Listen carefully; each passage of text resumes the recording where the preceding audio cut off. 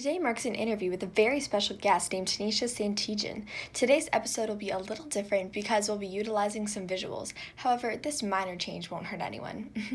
Tanisha has recently made a film, and I'd like her to tell you all a bit about it.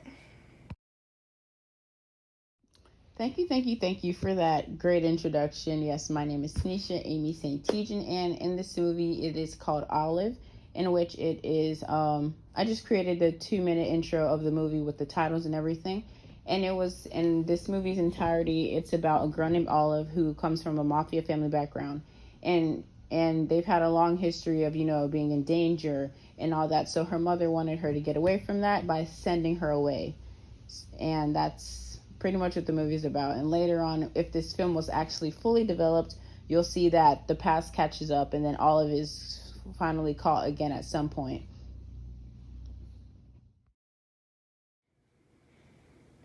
See, people, doesn't this movie sound awesome? I truly wish a full version was released, but this intro is currently more than enough. I'm gonna go ahead and ask you a series of questions. Is that all right? Of course, that's what this is about. I'm more than happy to answer these questions. How does your product use or challenge conventions, and how does it represent social groups or issues? Um, I like that question. My film doesn't really challenge conventions, but more so boost their usage. My genre was drama and action, and it had a lot of scene build up, intense music, and strong trancing introductions. And I use these typical standards because they are the most effective in this genre. And also to define a movie's purpose, you always see these typical things. And when making my film, I didn't plan on making it have a social purpose or choose to focus on one at all. However, there's like a minor trace of social issues here in the film. There's a planned kidnapping expecting to take place. There's violence expected to happen. And as present are those features are in this type of genre, they're still like unbelievable here in real life. But it's typical to happen in these type of movies. How does your product engage with audiences, and how would it be distributed as a real media text? My audience was great. So after I filmed and created my movie, I allowed a group of my family, like just my in-house family and some close friends of mine who were in it actually, to watch my film, and I seen how engaging it actually was. Me being self-critical and making it, I was like, oh, I need more. I don't think it's like well enough. But once they watched it, they were really engaged and they really liked it. And me being self-critical, I felt like my film needed more, but they showed me that it was already good and good enough. And the intensity showed in the intro and like throughout the whole 2 minute film is what pulled the audience in. Like the sound effects and music itself was so captivating, and I would definitely place this in a full movie. Like I would definitely place this full movie in theaters and market with it with the same conventions. Of course, a dramatic trailer, and everything that's embedded in the movie would be in the trailer, and of course it would be on Blu-ray. I can see this playing on FX, of course. How did your production skills develop throughout this project? This year, as you guys know, we did do a couple of other projects, and this year I've applied different production skills to different projects, to each different one, such as I made a commercial on sunglasses, to making a pop music video, to now producing the beginning of a movie. And all of these products required different ideas and had a different audience. The same audience that's watching a drama movie might not be the same one that's watching a sunglass commercial. So, you have to be transparent, meaning that while learning basic things about production, I also had to be adaptable to the audience and the conventions of the specific type of film. Like I said before, pop music, you want bright colors and all that. Drama and action, you want dark scenery, low lighting. So it's just really having knowledge of what you have to do and what the task is. And I did this entire project alone, from the filming to the editing to the producing. And I got to hold the roles of, different parts of film. Like I got to be a filmmaker, I got to be a producer, as well as just, maybe even in one of my projects I was also one of the actors in the film. So it was truly a good experience. The top 6 things I've learned is that I want to reference would be: no film is bad or a useless film. anything in all film can be useful, whether it's a squirrel climbing up a tree or just like a establishing shot, or just getting somebody walking up some stairs. Some films need huge fillers. You might need just a tad bit of a moment in time, and all film is useful. So just get any film anywhere you can.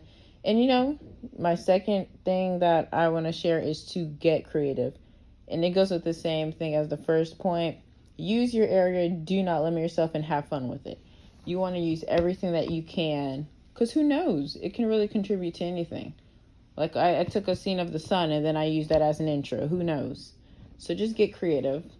Third thing that I want to say, use multiple platforms if needed for the editing process.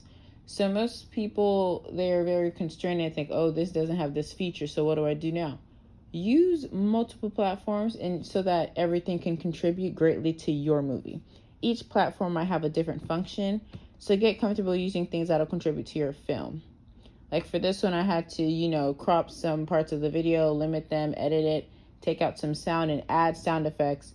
And I had to use YouTube to find the sound effects. I had to use another side of a producer to find some background music, and I had to edit all that through either the Photos app that's on my phone, or just use iMovie in general. So I'm saying just be creative and use any platform that you need would contribute greatly to your movie. And when editing, aim for a nice flow and feel of the film. If it's not smooth, if it's chunky, then imagine what your audience is seeing. And if it doesn't feel good to you yourself, then everyone else will feel the same exact way. So keep that in mind when doing your film. When editing, aim for a nice flow and feel the film. Fifth thing that I've learned, it is perfectly fine to change your ideas along the way. As you guys see, if you guys look back through my planning period and my research time, I had a perfect storyboard that I wanted to go by for my entire film. However, when it came to filming and actually editing my film, I had all the clips needed that I planned for my storyboard. But then when it was time to create the movie, my ideas changed along the way. While filming, my ideas changed, and I wanted to add more within that sector. So that's exactly what I did. Like, for example, I wasn't even going to use the baby in the film, but the baby seemed perfect, and it became more intense and more dramatic. And also, my last point is to plan. So making a film forces you to have better time management. I had to accommodate the times of others in my film, as well as try to sacrifice some of my own time to produce something nice, because I really wanted this to be, something nice. And seriously, all the actors or actresses here, Parker, Francesca, Ingrid, or even Komori the baby has busy lives. So I had to plan out a compatible schedule. And yeah, that's really it for this question. How did you integrate technologies into this project? Ooh, technology. Okay, so to start this project, I did have a long research process in the beginning, and you can go through my previous blogs like throughout the beginning, maybe of February or in January. And when researching, I used Google, of course, and I was looking for good sources that were reliable and valid.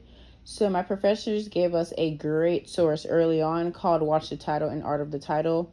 And these two sites were very great. Like, honestly, they gave me an idea of what to do and what I should be aiming for. Where they just show you the movie intros with all the titles of, all the titles that are needed. And it just shows how different genres use them, or what conventions would be there. So those two sites were good. They gave me visual aid of what the mission of this project is and examples I should be aiming for. Technology-wise, I filmed from my phone. I have an iPhone 12 Pro, and as you guys know, amazing camera, amazing features. So, and plus I'm familiar with my device, so that was icing on the cake, honestly. I just had to constantly remember to film in landscape mode instead of like straight up, like vertical. Instead of vertical, I had to make sure that I'm filming horizontal so that I can film correctly. I took a million clips of film while filming just so I can have variety when editing. Like I said, no film is bad film, so I just kept taking multiple clips or anything that I can get just for more variety when I'm editing. For example, I filmed Parker walking in so many different directions. I had to walk back and forth as shown here in the beginning of the movie just for intensity. Like, that was really needed to build up. And for this film, screen editing and filters weren't needed like the other projects I did in the past. So I just used features of the photo app and iMovie to edit. And iMovie offers so much that I adjusted my initial plans with the titles to use what iMovie offered. In my past blog, I planned on using like different colors, like, because the title of the movie is Olive, based off of the family olive branch. And I was going to use like a green setting or like have some grassroots growing into the title or something like that. But what iMovie offered, it was just so simple to use, and it offered way more to me. And it was just cooler. The effects of the split titles coming in dramatically on the, like, matching the sound of the beat, it was really cool. I learned how to utilize the iMovie titles with the special effects that come with them, and those split titles were great. So you guys could look at it. I know you're there.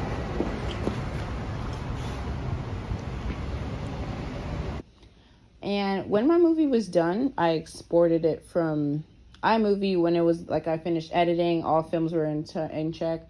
I played it through like 3 or 2 times to get run through to make sure everything runs smoothly. And afterwards, I exported it from iMovie and saved it into my phone. Afterwards, I uploaded it onto YouTube entitled it Olive. And uploading took about 6 minutes, and I actually expected it to be way shorter than that because my phone was only 2 minutes. But I guess Wi-Fi, Wi-Fi made it go slower.